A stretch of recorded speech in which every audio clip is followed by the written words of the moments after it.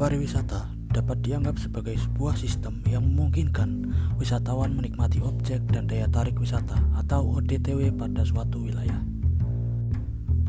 Definisi yang pertama kali diterima secara luas adalah definisi yang diberikan oleh The International Ecotourism Society pada tahun 1990, yaitu ekowisata adalah perjalanan bertanggung jawab ke kawasan alami untuk mengkonservasi lingkungan dan memperbaiki kesejahteraan masyarakat lokal.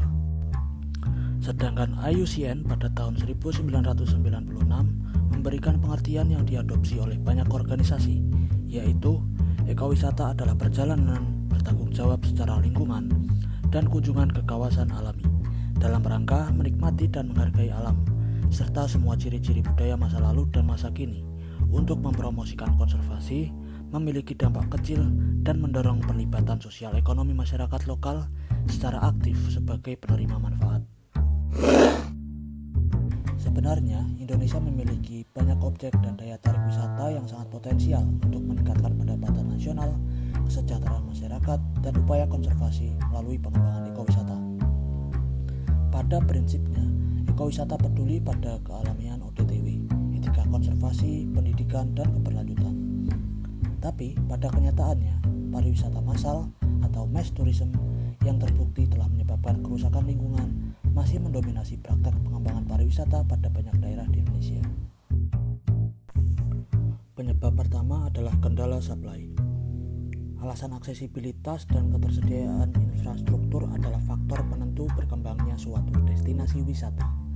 Sebagian besar ODTW yang kita miliki sangat susah diakses karena tidak adanya infrastruktur yang mendukung seperti jalur transportasi, sarana kebersihan, layanan kesehatan, layanan informasi, dan sebagainya.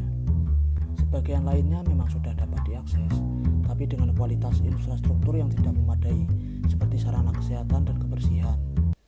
Rendahnya daya saing kepariwisataan Indonesia karena penilaian oleh WEF terhadap aspek kesehatan dan kebersihan serta infrastruktur adalah buruk. Penyebab yang kedua adalah kurangnya pemahaman terhadap pasar. Pelaku wisata Indonesia masih kurang memahami target pasar ekowisata. Pemahaman yang kurang baik terhadap wisatawan menyebabkan diversifikasi atraksi wisatawan kurang beragam atau paket program yang cenderung monoton dan tawaran infrastruktur pendukung yang kurang memuaskan wisatawan itu sendiri. Pemerintah, pengusaha wisata, dan masyarakat lokal seringkali terjebak pada konsep pariwisata sehingga mengabaikan sejumlah atraksi yang seharusnya dapat dikembangkan. Penyebab yang ketiga adalah kendala kelembagaan.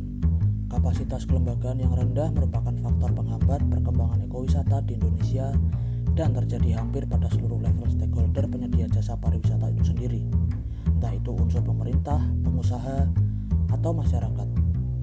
Untuk kasus Indonesia, masalah kualitas aparatur pemerintah dan masyarakat serta jejaring dan kemitraan dalam pengembangan ekowisata memang masih belum maksimal.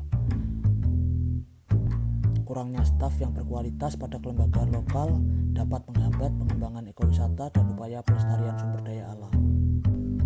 Penyebab yang keempat adalah kurangnya dukungan kebijakan pemerintah. Dalam prakteknya, pemerintah baik pusat dan daerah lebih memberikan ruang yang dominan dalam pengembangan wisata massal, seperti terlihat pada kebijakan anggarannya. Keberhasilan pengembangan ekowisata juga ditentukan oleh tujuan pengembangan, pilihan alternatif wisata, dan peningkatan efektivitas kelembagaan yang biasanya dapat digunakan sebagai ruang kebijakan. Strategi pemasaran wisata di Indonesia juga belum mampu menggali segmen pasar yang potensial untuk pengembangan ekowisata dan wisata minat khusus lainnya.